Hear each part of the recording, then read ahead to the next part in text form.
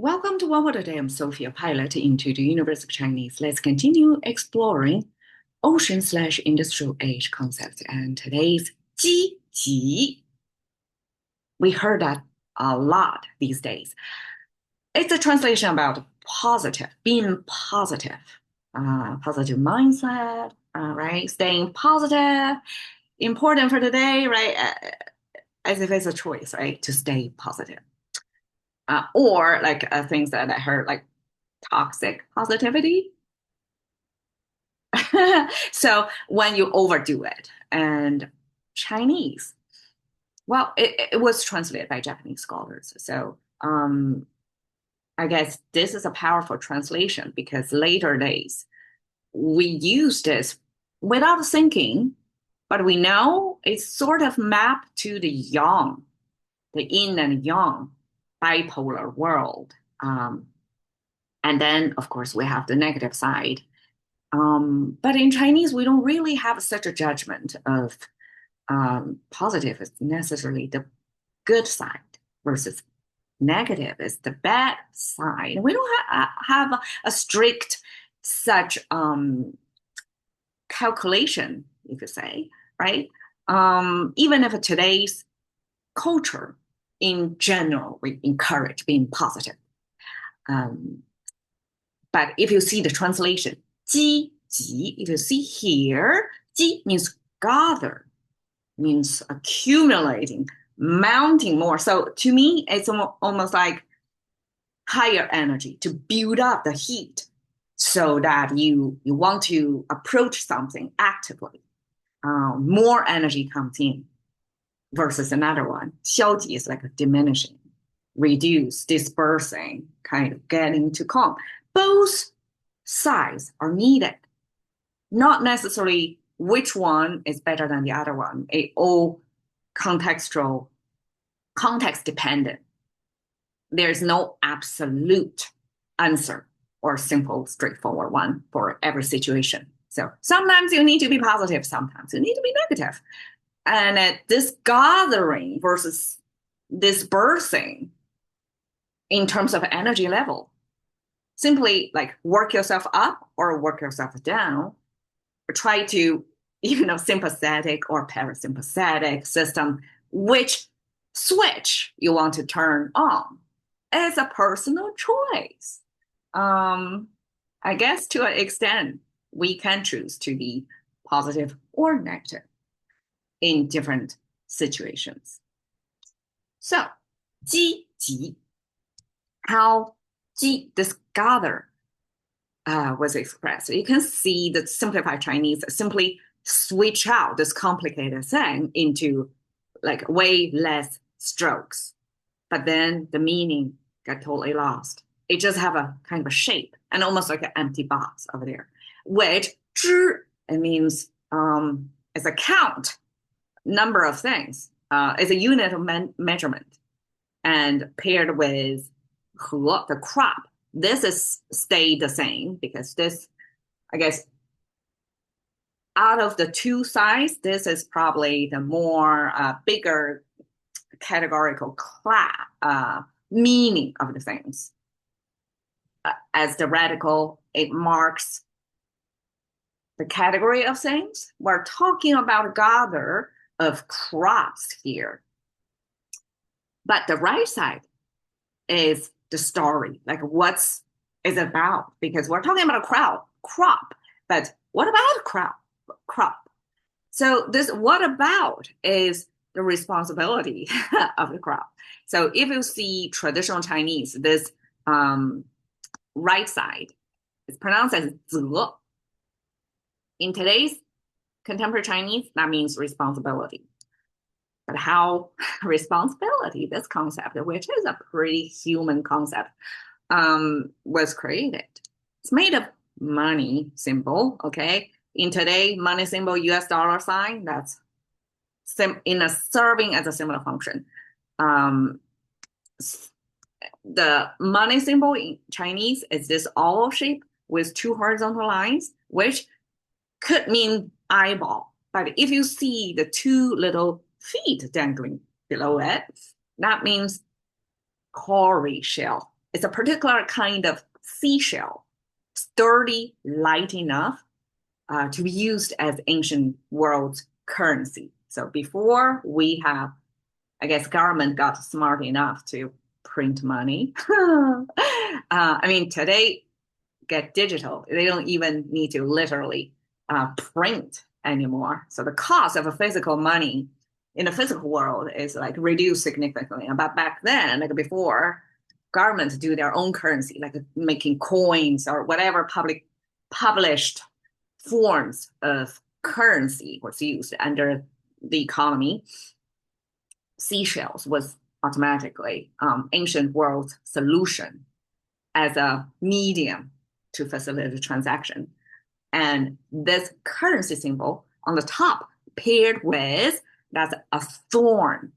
It's made of a wood symbol, so canopy of a tree, root of a tree connected by the trunk, but in the trunk intersect with this spike sign.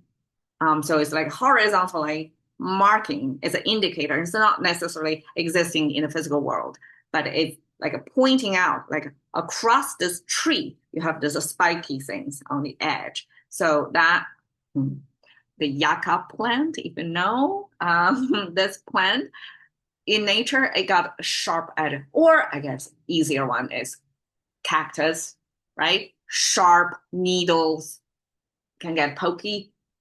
And that's the picture we're depicting here. It's a type of plant with spikes on it, right? Thorns.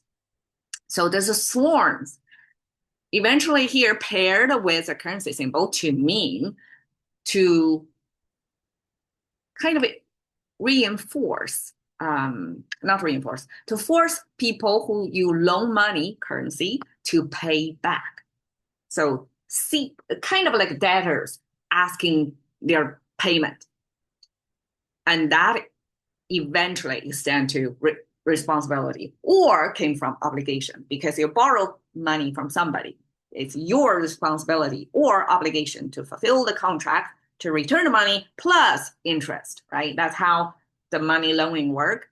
Then that paired with crop symbol means gather. And I would imagine here the language creators coined this concept of gather using the principles of compound interest, right? You loan out money, that currency, and then you kind of have the thorn to force the money to come back to you, plus something more, the interest. So principal plus interest, and then you reinvest that. That's compounding, right? And that principle used by crop, meaning you grow this crop and you can compound on growing this crop. In farming, we can imagine you grow this year's crop and next year you can extend it because one plant probably would produce multiple seeds. So you can multiply this plant or production.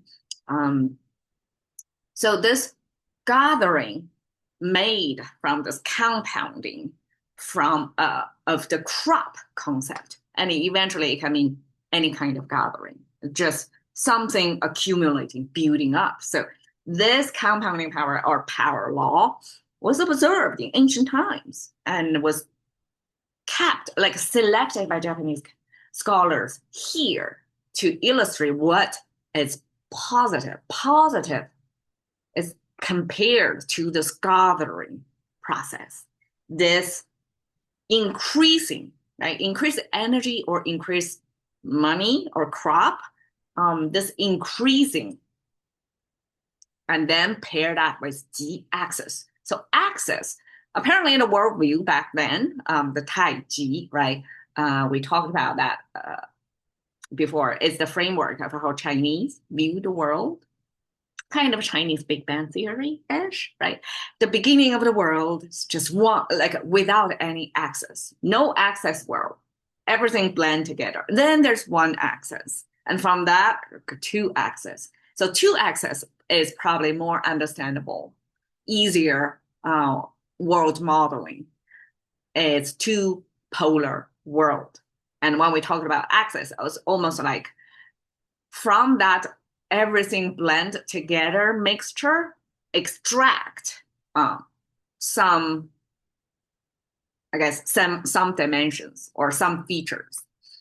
And this axis came from the word symbol. You can see wood and crop just differ in that extra banded top. So we use that banded top to signify the crops are ripening, it's heavy, it's draping on the top of the plant.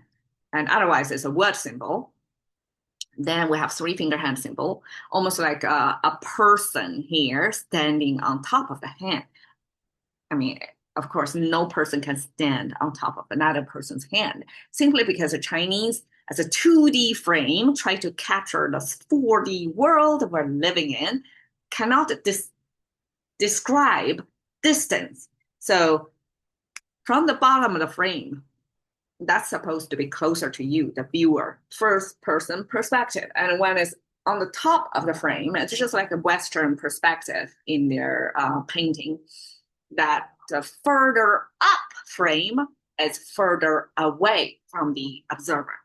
So that's a person symbol, further away, out from the observer. Then your hand is kind of trying to reach out to that person, not that person standing on top of your hand. Okay, not like that.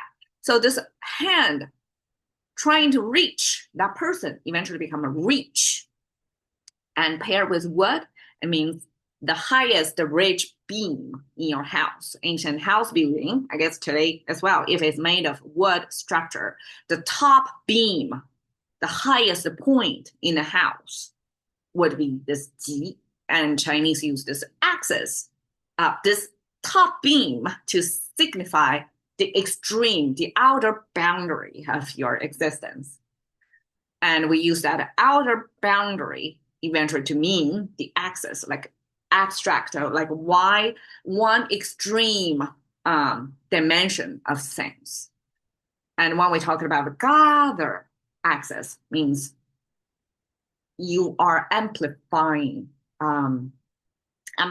the gathering property of this dimension. So there are different dimensions, and now you're on the side of gathering. So I would imagine this 积极消极, this gathering, diminishing, almost like a sine wave, right? It's oscillating constantly, and simply this going to the positive side would be the gathering, the numbers increase, right? And then lower, kind of like that. So this is positive. And eventually people use this positive a lot to mean the attitude. And I think the attitude is kind of blurring out what positive is about. It's about a gathering of energy. You're getting more enthusiastic about something. And in this case, you're enthusiastic about yourself. You're more positive about yourself. Like you're enthused about your own life.